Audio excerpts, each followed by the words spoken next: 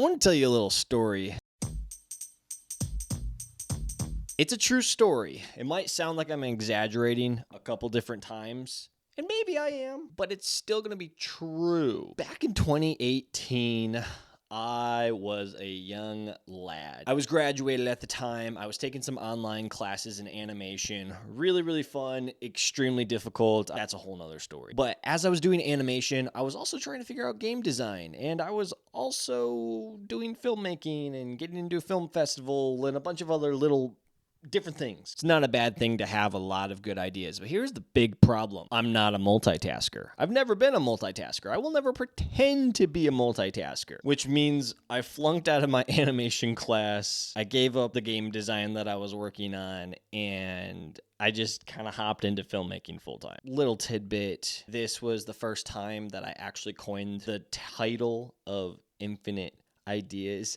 I called it Infinite Ideas Inc., but then I learned while I was figuring out paperwork that in order to be an incorporation, there was a lot more hoops to jump through, and I'm not that athletic. Well, in all of my young adult years, I really poured heavily into filmmaking. I did a lot of documentary style, I did a lot of creative narrative style, and I played around with YouTube a lot. I was really hitting a brick wall with my craft. It was actually around the 2020, 2021 area that I just really hated using a camera almost altogether. Just like all the joy was just getting sucked out of it for me. Flash forward to 2023 when I decided I should probably start my own business. Now, there's a long backstory to that. I've made lots of videos concerning that. You can go watch those if you want.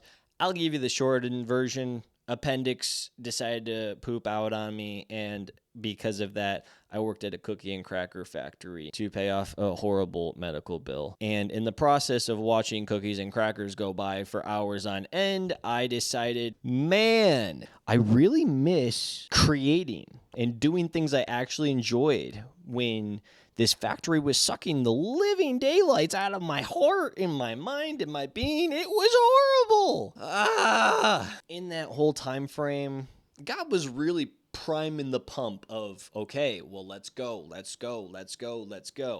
And I was like, okay, let's go. So I started a business, and the business was a short film documentary business where I would travel around helping nonprofits tell their redemptive stories.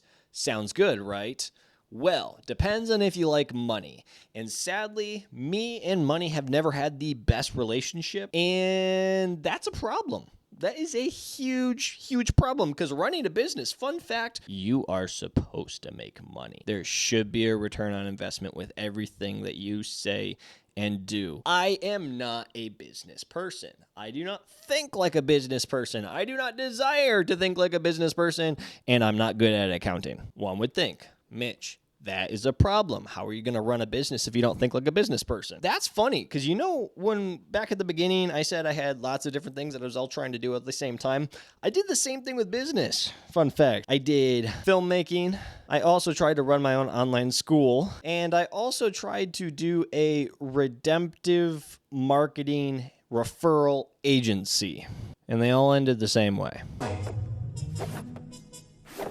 So when I say that was a tumultuous season in my life, I'm actually saying it would be easier for you to juggle 27 balls in the air on a unicycle with only one wheel. Don't think about that too much. Everything about it just was not good, which is kind of ironic because you know what I was also doing at the exact same time? I had a death grip on Infinite Ideas. And if God ever remotely tried to get me to let go of it, I was always like, no. It's mine. It's mine. Do not, no. I did that for much longer than I ever should have. In May of 2025, I traveled out to Tennessee for a week of relaxation, restoration, and I was totally working at the same time. But it was a retreat, so I did my best to rest. And in that retreat, they had this entire portion where you were supposed to go and spend an extended period of time alone with God. And for somebody who was in a very rocky season with the Lord and creator of everything, I needed this. Like, just scheduled time to go and be alone with God, to just lay everything out on the table, that was one of the best experiences of my life. It actually started raining, and I opened the window, and I totally got the entire floor wet. But in that whole process, there was one thing he made so crystal clear. He wanted me to shut down infinite ideas. Shut it down! This is the closest that I can say to relating to a whole Abraham and Isaac situation it's a test. It's totally a test. God knew it was a test. He was testing his faith. Faith is essential to everything that we do with God. Hebrews even goes into detail with this when it says that faith is the assurance of things hoped for, the conviction of things unseen. And a couple verses down the line, it says, and it is impossible to please God without faith. It's impossible. So I shut everything down. This was not easy by any means. I had over 2 years worth of blogs, podcasts, YouTube videos, hours and hours worth of creative work, balled up, tossed out the window. I was supposed to just be okay with that. It felt like ripping a Band-Aid off. Everybody knows that ripping a Band-Aid off is actually good because you do need oxygen to get to the affected area so it can actually heal. And so when that Band-Aid was actually ripped off, my goodness, did it hurt! But it was also the best thing that could have ever happened to me. And I was actually able to heal, finally able to heal. So almost all of 2025, I have been in a constant state of hurting and healing, just back to back with God. And I wanted to capture the story because God was still doing things. Even if he wasn't doing the things that I thought he was going to do, he was still doing a lot of things in the background. I was creating and capturing these small videos, these vlogs. I was putting forth the absolute minimal effort in the process. This is like the equivalent of a 42-year-old who makes the literal worst drawing on the planet and gives it to their parent so eagerly, like, oh, look at this, look at this, put it on the fridge. It is fantastic! You should not put that on the fridge because that 42-year-old did not do its due diligence. Do not celebrate lazy work. And that's where I was at and where I have been at for the past 6 months or so about half of this year. And I just kept asking God, hey, bless this. Hey, let's do this. Hey, God, let's do this. I don't know why I thought he was going to appreciate the literal crap that I was giving to him. Eat it, it's your sloppy Joe. Horrible, absolutely horrible work. Why should I expect the creator of everything good and perfect to actually enjoy the most minimal amount of effort that I could put into something? Not proud of that. Need to get that on record. Not proud of that. As I was putting forth my minimal effort, God was really coming in on his end of things. And he was just shaking a ton of things up, but not in the things that I was asking him to do, which is good, which is very good. The house that I was living in was put up for sale. So I freaked out and I was like, oh no, I need to find a place to move. Well, the youth ministry that I had been helping out with for a little over a year, they were going full force into this community center that I helped start. And it was just a whole lot of moving pieces were coming into parts. What? They were coming into place, falling into place, puzzle pieces falling into place. An apartment just happened to open up right next door. What? Right next door? Could you have done something more perfect? I couldn't have. All God.